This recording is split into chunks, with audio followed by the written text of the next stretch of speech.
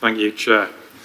One of the things I really like about the Transport for the North Board is that we work together in a collegiate way, cross-party, businesses and politicians, everybody. And as someone who leads a cross-party combined authority, I don't engage in party political point scoring, so I'll keep this factual.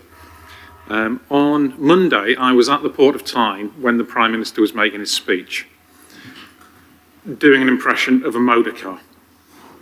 And the CBI are very keen on much better transport infrastructure across the north. They're talking about the danger of a branch line economy.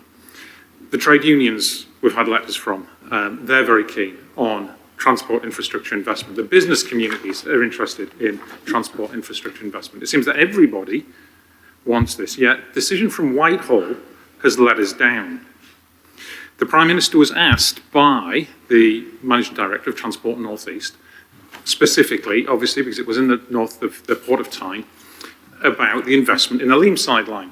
And the Prime Minister's answers all focused on the M62 and south. Yet again, it seems that people in Whitehall don't understand where Newcastle and the North East are. So, briefly, the Leamside line is the preferred option in the NPR plan. Our connectivity is limited to 6 trains an hour at the moment.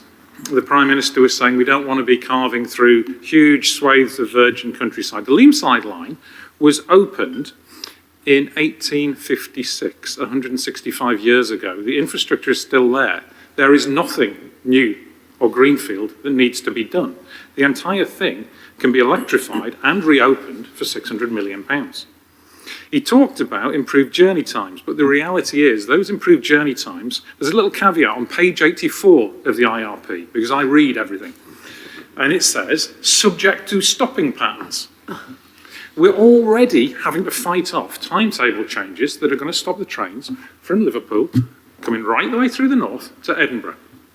As a result, the people of Berwick, Morpeth, Newcastle, Durham and Darlington will see trains go past them but not be able to get on and off them. What the hell is the point of that? The trains won't run any faster if you let people on them. So we're also missing out, unless the Leamside line reopens, in places like rural Northumberland, where we want to be opening a new station in Belford to serve rural communities. Because rural transport, a very large rural area, the place I represent, as are lots of other people here, and it really matters. It needs people in Sunderland and Washington, Britain's largest town that is not anywhere on the rail network, can be connected, as well as into our local mass transit system. Our area is 2 million people. This is not a small place. And we are getting, from this IRP, nothing. We've heard about the climate impacts, we've heard about the economic impacts. The IRP is full of coulds and shoulds. It's piecemeal. We heard from Tim's report earlier. It might talk about rail, but it's neither integrated nor is it a plan. On page 114, it talks about that we might get the Leamside line as some possible future city region. This is a branch line economy approach and saying that the North East and the East Coast Main Line is going to be treated like a branch line, where we have to find some way of funding it from regional resources. TfN does terrific work with its capacity and its planning and its modelling, and I do think that that is under threat, and that's something we must fight to protect.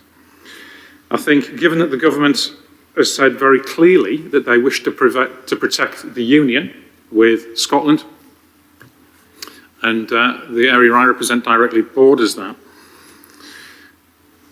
cutting the funding or condemning us to a Victorian East Coast Main Line is probably one of the easiest ways to convince Scotland that Whitehall and Westminster don't take them seriously. 106 billion on HS2, 18 billion on Crossrail, billions and billions of more under the schemes. Now, we're talking about, for example, that the Western leg will get as far as Cheshire. But that's not going to help the people of Cheshire get to Newcastle. It's not going to help the people of Newcastle get to Cheshire. Or the people of Carlisle get to Lancaster. Or Lancaster get to Hull. We are a region and we need to be a regional network. And when we talk about union and independence from Scotland, I'll tell you what, I'm getting so hacked off that I'm thinking the best thing we can do is get all of this money devolved to the North and let us decide how to spend it.